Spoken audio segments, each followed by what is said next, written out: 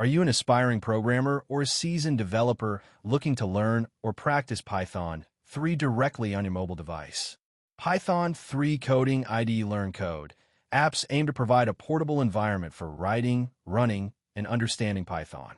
I've found these apps incredibly convenient for quick scripting, trying out new concepts, or even tackling coding challenges while commuting.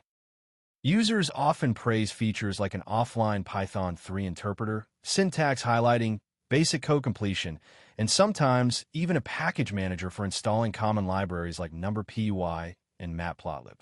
Some include built-in examples or tutorials to aid learning.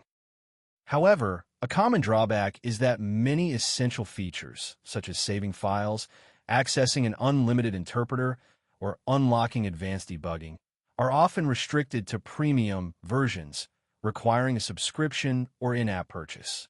Typing on a small touchscreen can still be cumbersome, and the performance for large or complex scripts might be limited compared to desktop IDEs. Despite these considerations and potential paywalls, for its core promise of enabling Python 3 coding and learning on a mobile device, a well-implemented Python 3 Coding IDE Learn Code app is a valuable and recommended tool. What's your thought?